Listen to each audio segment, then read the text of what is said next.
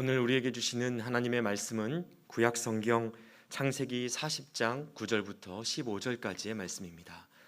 창세기 40장 9절부터 15절까지의 말씀을 봉독해 드립니다.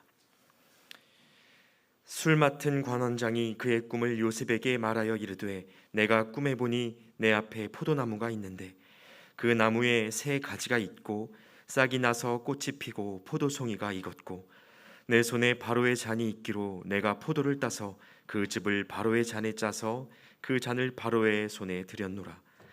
요셉이 그에게 이르되 그 해석이 이러하니 세 가지는 사흘이라. 지금부터 사흘 안에 바로가 당신의 머리를 들고 당신의 전직을 회복시키리니 당신이 그 전에 술 맡은 자가 되었을 때에 하던 것 같이 바로의 잔을 그의 손에 드리게 되리이다.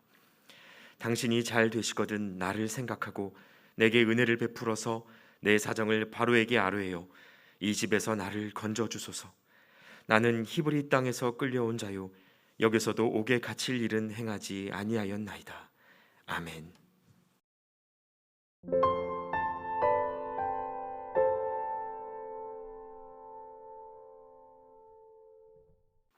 잘 지내셨죠?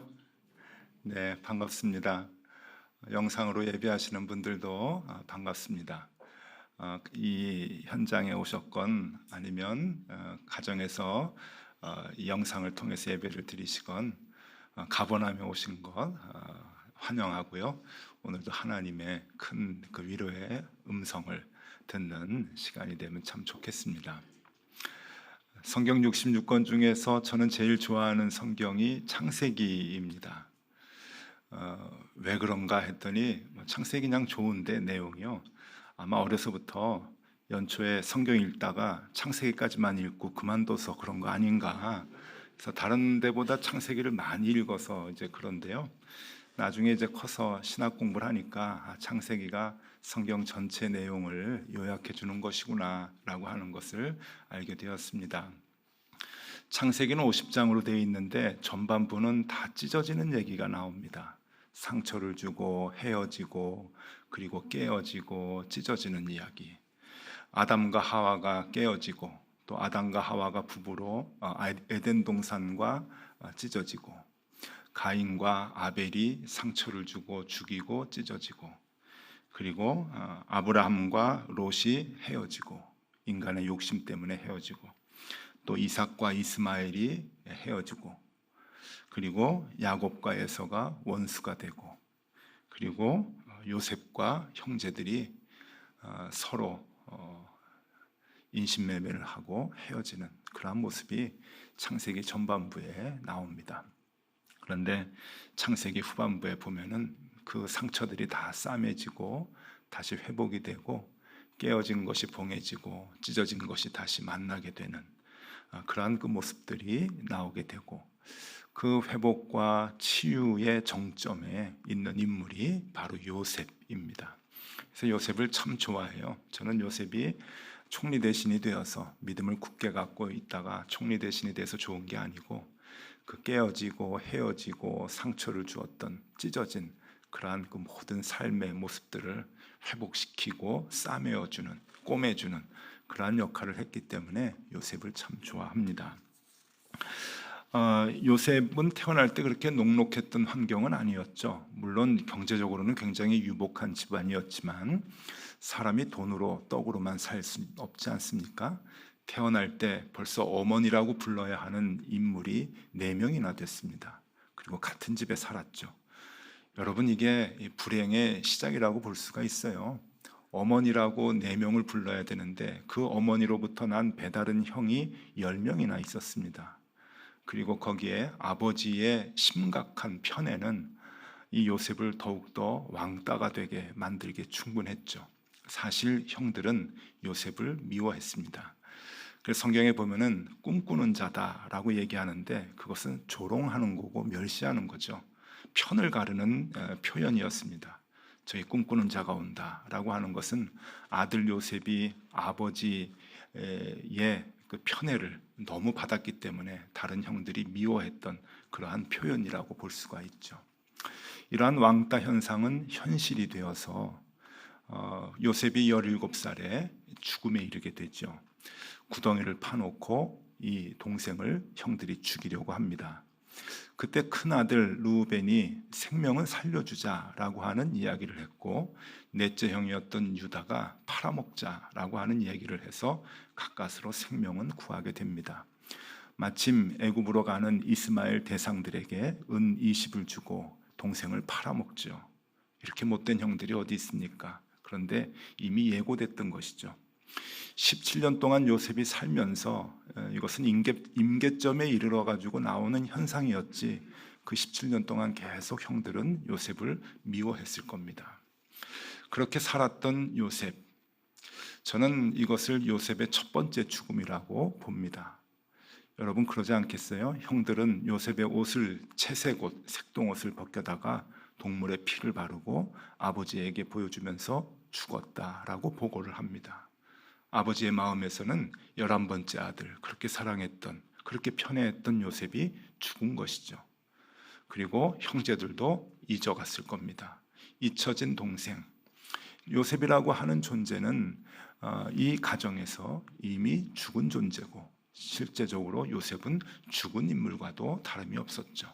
저는 이것을 요셉의 첫 번째 죽음이라고 봅니다.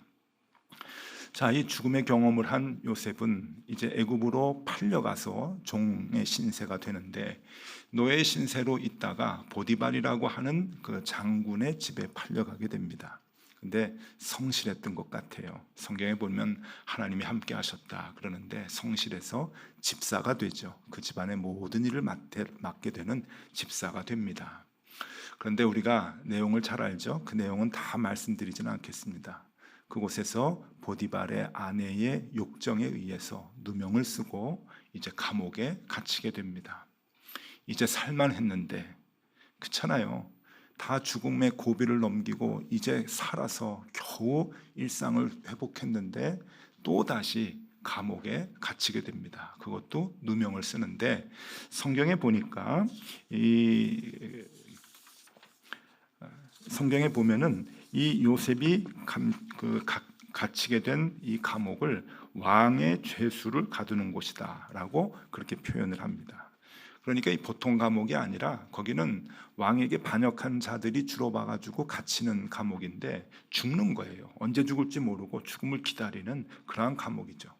조그만 죄를 범해서 형을 한 몇 년을 살다가 나가는 그런 감옥이 아닙니다. 그 감옥에 갇혀서 죽음을 기다리고 있는데, 그런 그 신세, 잘못을 저지르지도 않았는데 누명을 쓰고, 근데 그 누명을 여러분 어떻게 얘기할 길이 없잖아요. 증명할 길이 없잖아요. 그런 상황에서 이제 죽음을 기다리는 요셉, 저는 이것을 요셉의 두 번째 죽음이라고 생각합니다. 요셉은 두 번째 죽음의 경험을 이제 갖게 되는 것이죠. 그런데 또 한 가지 이제 희망이 생기게 됩니다. 감옥에서 또 성실하게 일했던 것 같아요. 그래서 인정을 받고 감옥에서 허드렛 일들을 이제 다 맡는 그런 그 존재가 되지요. 그런 상황 가운데서 왕의 술 맡은 관원, 꽤 높은 자리입니다. 비서관 중에도 왕과 함께 술을 나누면서 국정을 얘기할 수 있는 그런 사람이기 때문에 높은 신분인데, 이 술 맡은 관원하고 떡 맡은 관원이 뭘 잘못했는지, 어떤 누명을 썼는지 감옥에 갇히게 됐어요. 그들도 이제 죽음을 기다리고 있는데 꿈을 꿨다고 하죠. 그 꿈을 요셉이 해석을 해줍니다. 그래서 그 해석을 해주는데, 떡 맡은 관원은 이제 죽게 되고 술 맡은 관원은 복권이 된다라고 하는 해석이 딱 들어맞게 됩니다. 그래서 술 맡은 관원이 복권이 돼서 다시금 감옥에서 나가게 되는데, 여러분 그때 요셉이 이 술 맡은 관원에게 부탁하는 내용이 오늘 본문의 말씀입니다. 우리는 요셉을 보면은 어떤 힘들고 어려운 일이 있어도 하나님만 의지하고 살았던 사람이라고 생각을 하지만 그렇지 않습니다. 인간은 다 약한 존재이기 때문에 정말 힘들고 어려울 때는 하나님만 보이질 않거든요. 사람을 찾고 사람을 의지했던 나약한 인간의 모습을 요셉이 우리에게 보여줍니다. 창세기 40장 14절 15절 오늘 본문 말씀인데 읽어드릴게요. 당신이 잘 되시거든 나를 생각하고 내게 은혜를 베풀어서 내 사정을 바로에게 아뢰어 이 집에서 나를 건져주소서. 나 좀 살려주십시오. 당신 나가면 바로 왕 앞에서 한마디만 하면 내가 살지 않겠습니까? 희망을 본 거예요. 지푸라기라도 잡는 심정으로 술 맡은 관원에게 부탁을 합니다. 나는 히브리 땅에서 끌려온 자요 여기서도 옥에 갇힐 일은 행하지 아니하였나이다. 그러니 나를 좀 바로 왕에게 아뢰어서 살려주십시오라고 간절히 이 사람에게 부탁을 합니다. 자, 가서 한마디만 하면 나올 수도 있는 상황. 그 감옥에 가니까 왕이시여, 죄도 없는 아이가 누명을 쓰고 저게 저렇게 있는데 살려주셔야 되지 않겠습니까? 한마디만 하면 살 수가 있는데. 여러분, 성경에 보니까 창세기 41장 1절에 보면은 뭐라고 나오냐면은 만 2년이 지나 그렇게 나옵니다. 2년 동안 잊어버린 거예요. 술 맡은 관원이 그 한마디만 하면 되는데 요셉이라고 하는 존재를 잊어버리고 2년이 흘러갔다고 합니다. 감옥에서 언제 죽을지 모르는 상황, 한마디만 해주면 살아날 수도 있는 그 가나다란 희망, 그것을 갖고 하루하루 정말 외주를 타듯이 2년을 살게 되는데, 여러분 바짝바짝 피가 마르지 않겠습니까? 그 2년은 제가 생각할 때는 세 번째 죽음입니다. 그렇게 믿었는데 한마디만 해주면 내가 사는데 잊어버리고 지나가는 세월 2년. 그 2년을 요셉은 버티고 버팁니다. 이렇게 요셉은 첫 번째 죽음의 고비, 두 번째 죽음의 고비, 그리고 세 번째 죽음의 경험을 하면서 그의 삶을 살아가게 됩니다. 주일날 기쁜 마음으로 예배 오셨는데 이런 질문 드려서 죄송합니다. 여러분들은 죽을 고비를 지금까지 사시면서 얼마나 경험하셨습니까? 한 몇 번 정도 경험하셨나요? 조금 다른 질문, 죽고 싶은 마음이 든 때가 얼마나 있었습니까? 많이 있으셨죠? 한두 번은 다 경험을 하셨을 겁니다. 정말 죽고 싶다, 힘들다, 살아서 뭐하나 하는 그러한 생각이 있을 때가, 이건 돈과 관계없습니다.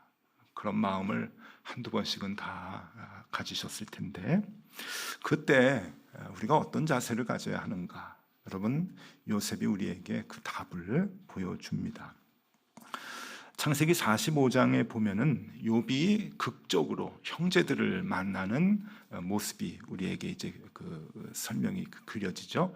45장에 형제들을 만나게 되는데 이건 완전히 반전입니다. 욥은 애굽의 총리 자리에 앉아 있고, 형들은 오랜 기근 때문에 이제 굶어서 죽게 되는 상황에 먹을 것을, 양식을 구걸하러 총리 앞에 지금 나와서 굽신거리고 있는 상황입니다. 완전한 반전이죠.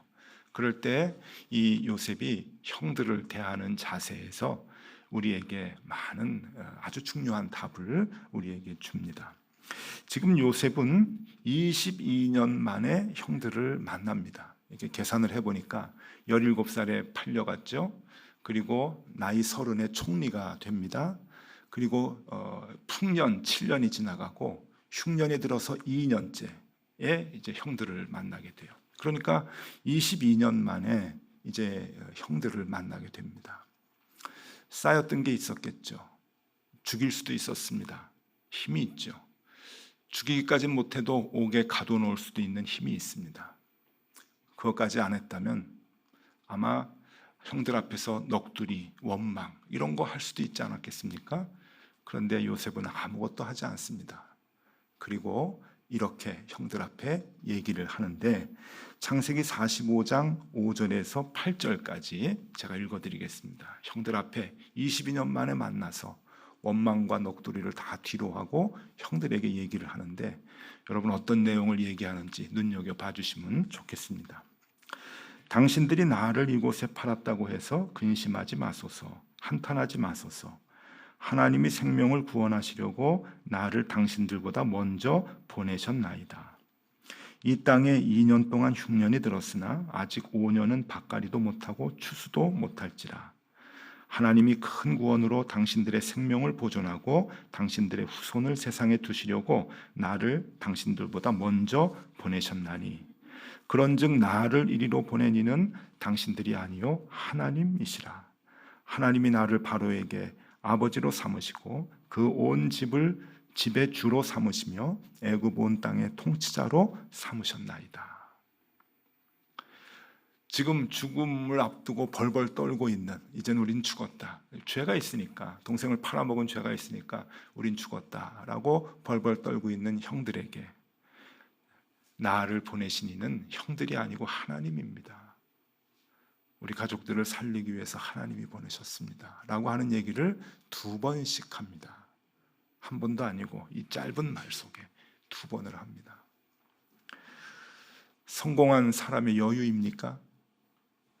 강한 자의 배려입니까? 아닙니다. 이것은 하나님에 대한 깊은 신뢰이죠. 죽을 고비를 수없이 넘겼지만 끝이 잘 돼서 아무 생각도 없는 그러한 요셉이 아닙니다. 나를 이리로 보낸 분은 하나님이시다. 가장 괴롭게 살았던 한 인물 요셉이 소망의 사람이었음을 우리에게 보여줍니다. 아이고, 끝이 잘 되면 나도 그럴 수 있습니다 라고 생각할 수 있지만은요, 여러분, 끝이 잘 된다고 하는 게 뭡니까? 우리 생각은 여전히 끝이 좀 높은 자리에 올라가고 해피엔딩으로 돈이 좀 많아지고 넉넉해지고 그 끝이 좋다고 생각을 하는데, 여러분, 성경은 그렇게 얘기하지 않습니다. 우리 기준으로 봤을 때 끝이 안 좋은 사람도 요셉과 같은 사람이 있어요. 그 사람이 바로 바울입니다. 바울은 질병과 투옥과 결박과 고통의 연속의 삶을 살았죠. 굉장히 괴로운 삶을 살았던 사람입니다. 그런데 바울이 로마옥에 갇혔을 때 사람들이 걱정을 하죠. 아이고 선생님, 그래도 선생님의 열정 중에 막 복음을 전하기 위해서 돌아다녀야 되는 그러한 열정을 갖고 계시는데 지금 그렇게 매여 있어서 움직이지 못하시니까 어쩝니까? 고통은 뒤로 하고 그 열정을 이루지 못해서 어떻게 합니까? 라고 걱정을 할 때 이 바울은 빌립보 교인들에게 이렇게 편지를 씁니다. 빌립보서 1장 12절에서 14절인데요.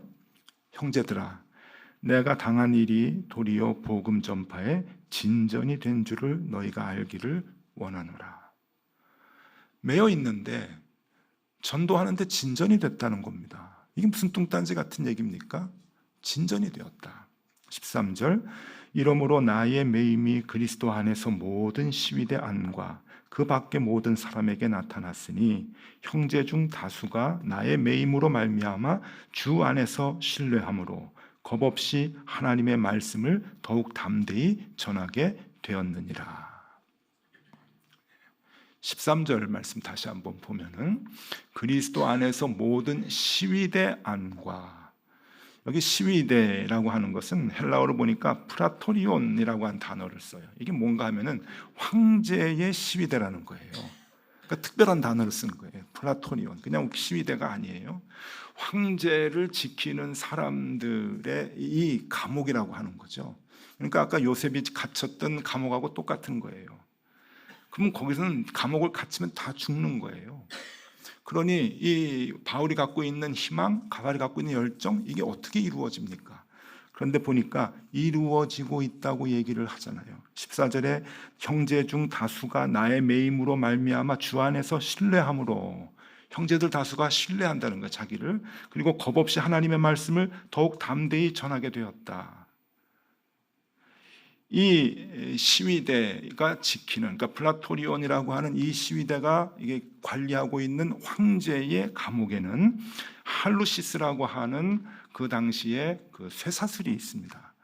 모든 이 죄수들은 거기에 들어가면 할루시스라고 하는 그 착고에 이제 매이게 되는데, 이건 어떤 형태냐면은 간수하고 같이 매이는 거예요. 그러니까 딴짓을 못하게, 자기 스스로 생명도 끊지 못하게 간수하고 같이 이 팔하고 발의 착고를 이제 같이 쇠사슬을 묶어가지고 24시간 감시를 하게 하는 거죠. 그런데 이 간수는 하루 만에 이제 교체를 하겠죠, 여러 사람은. 그러니까 24시간 같이 있는 거예요. 그러니까 바울이 하는 얘기는 그들에게 복음이 전해졌는데 그들이 복음을 받아들였다고 하는 얘기죠. 이 얼마나 귀중한 일입니까? 그래서 바울은 나는 너희들이 걱정하듯이 아무것도 할 수 없는, 회복이 안 될 것 같으니 감옥 속에 있지만 아니다, 지금 진전이 되고 있는 것이다. 그래서 빌립보서 맨 마지막 장 4장에 보면은요, 바울의 서신이 그렇잖아요. 맨 마지막에 다 문안을 하잖아요. 그때 빌립보서 4장 22절에 아주 독특한 문안을 하는 내용이 나옵니다. 모든 성도들이 너희에게 문안하되 특히 가이사의 집 사람들 중 몇이니라. 가이사는 황제예요, 황제. 황제의 집의 사람들에게 문안을 해라. 이게 무슨 얘기입니까? 황제의 집에 가족인지 아니면은 시중을 드는 사람인지 황제의 가족 집에 있는 사람들 중에 크리스찬들이 생겨났다고 하는 거예요. 교인들이 생겨났다고 하는 거죠.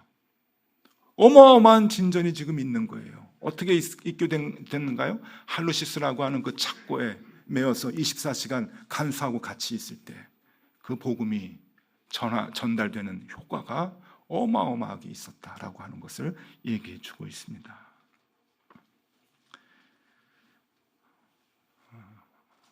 진전. 저는 이 단어가 참 좋아요. 진전.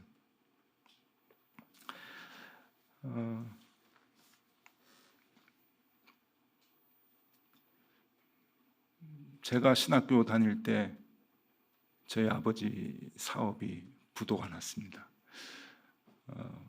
뭐 하도 얘기해서 뭐 다 아시죠? 부도 난 거. 그때 저희 집이 남산 밑에 후암동 부촌이었어요.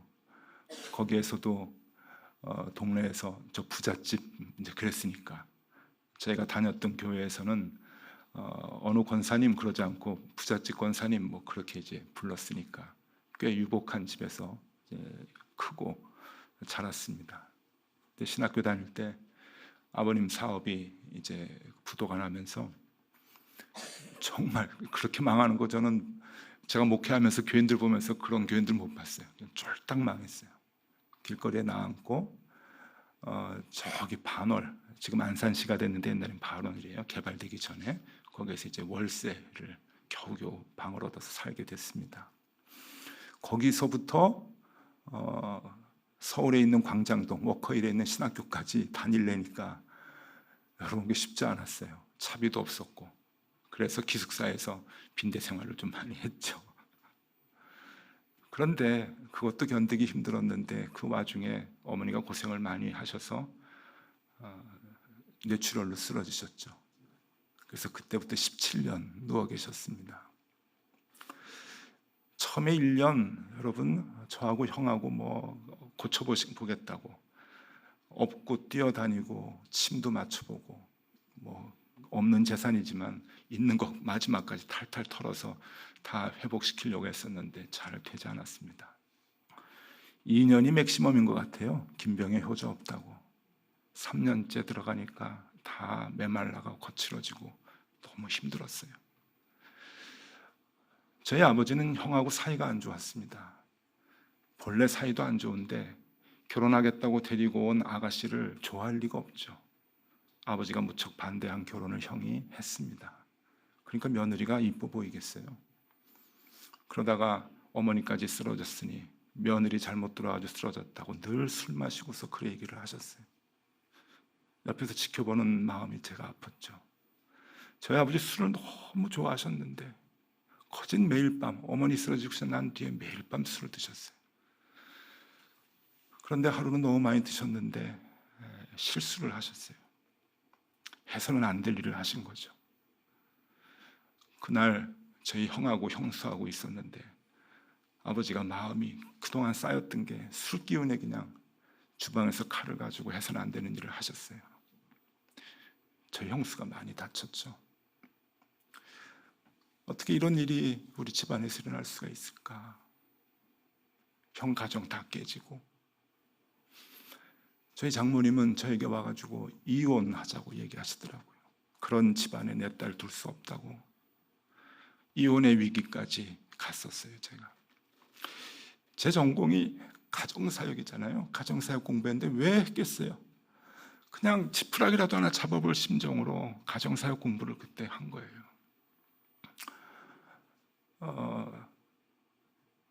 형하고 사이도 다 깨지고 뿔뿔이 가족들이 다 흩어졌습니다.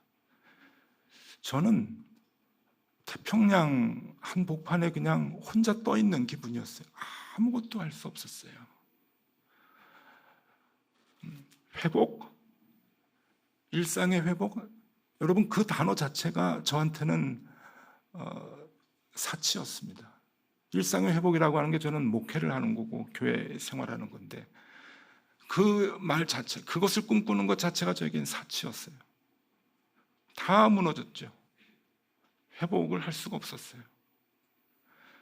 아버지 사업이 무너져서 경제적으로 어려운 것만 해도 견디기 힘들었는데, 어머니 병으로 17년 꼼짝없이 누워 계시는 거, 그것까지도 힘든데, 그거 하나만으로도. 아버지가 사고를 치셔서 가족들 다 뿔뿔이 흩어지고 회복이 안 되는 아픔과 상처를 갖고 있고, 여러분, 이게 뭡니까? 뭐예요 이게?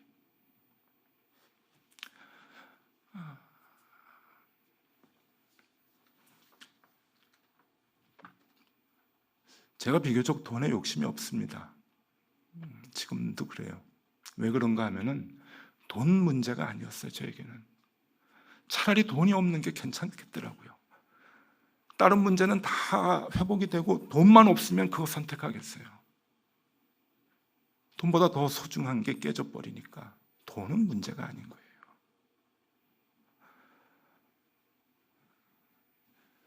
여러분, 이 얘기를 왜 드리는가 하면은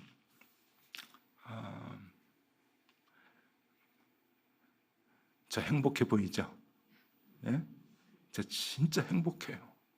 제가 정말 행복하거든요. 저보다 더 행복하신 분 있으면 나와보라고 해 라고 얘기할 수 있을 정도로 저 행복해요. 정말 행복해요. 회복이 안 될 것 같은데 다 싸매지고 회복이 됩니다. 그리고 이 얘기를 왜 드리는가 하면은 여러분들이 이제 가족 같기도 해서 드리기도 하는데, 이제 우리가 줌으로 이제 목장 모임 시작하잖아요. 또 코로나 조금 잦아지면 이제 목장이 다시 모여서 얘기하고 서로 위로해주고 기도해주기로 하는데, 여러분 다 한 가지씩 두 가지씩 가정에 이런 문제 있잖아요. 오픈하세요. 제가 오픈하니까 다 오픈하세요. 괜찮아요. 오 목사가 당한 것보다 더 힘든 일이라고 하면은 감추세요. 근데 저희 집보다 그 좀 덜하다 싶으면 오픈하십시오. 그리고 서로 기도 나누고 위로해주고 그러세요. 목장이라는 게 뭐예요? 제가 이런 일을 겪으면서 복이라고 하는 개념에 대한 정의를 확실하게 알게 되었어요. 복이 뭐냐? 하나님이 우리와 함께 하시는 게 복이에요. 돈 많은 게 복이고 세상에 성공하고 높은 자, 이게 복이 아니에요. 하나님이 우리와 함께 하시는 게 복이에요. 누가 뭐라 그래도 저는 양보 못해요. 하나님이 나와 함께 하시는 게 복이에요. 그죠? 그런데 하나님은 예전에도 함께 하셨고 지금도 함께 하셨고 앞으로도 함께 하셔요. 내가 가장 힘들고 회복이 될 수 없을 것이라고 하는 절망 가운데 있을 때도 함께 하셨더라고요. 그러니까 그것을 볼 수 있는 게 복된 자예요. 하나님은 늘 우리와 함께 하셨어요. 생각해 보니까 저와 늘 함께 하시고 우리 가정에 함께 하셨어요. 그때는 그게 안 보였죠. 그 복을 찾지 못했어요.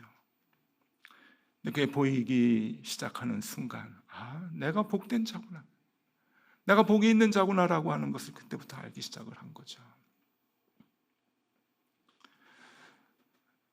요셉이 그것을 봤던 사람이고 바울이 그것을 체험했던 사람이겠죠. 그러니 여러분, 힘들고 어려울 때, 그래요, 우리가 성경을 보면 성경의 인물들이 너무 우리하고 동떨어져 있고 옛날 얘기고 현실적이지 않아가지고 나하고 잘 맞지 않는 경우가 있어요. 위로가 안 돼요, 성경의 인물들은. 여러분, 그럴 때 제 생각하세요. 성경의 인물들은 마음에 와닿지 않지만 오 목사도 저렇게 살고 행복하구나, 저를 보시면 위로가 될 거예요. 저 정말 행복하거든요. 돈 없어도 살 수 있거든요. 하나님이 함께 하신다고 하는 거 봤기 때문이죠. 여러분 꼭 보실 수 있으면 좋겠어요. 보실 수 있으면. 그렇게 하나님께서 인도하시는 것을 우리가 보고 발견하고 그 안에서 다시금 회복이라고 하는 단어를 생각하고 소망이라고 하는 것을 다시 꿈꾸고, 아니 나에게 이미 소망이 있다고 하는 것을 발견을 하고 하나님 앞에서 새 힘을 얻는 그러한 삶을 살면 참 좋겠습니다. 여러분, 그렇게 힘을 얻고 그렇게 회복되는 우리 교우들이 다 되실 수 있기를 바랍니다. 기도하겠습니다. 하나님 아버지, 우리 가운데 긴 코로나로 인해서 혹은 육체의 병으로 인해서 어려움과 절망 중에 계신 분들은 혹 안 계십니까? 주님, 3번 죽었던 요셉을 인도하신 주께서 창조의 손길로 우리 모두를 위로하여 주옵소서. 절망과 죽음의 상황에서 부활과 소망의 삶으로 인도하시는 주님, 우리가 그 주님의 손을 보게 하시고 알게 하여 주시옵소서. 분명 힘들고 어려운 상황이지만 이 모든 것이 진전이 되게 하여 주옵소서. 예수 그리스도 이름으로 기도드리옵나이다. 아멘.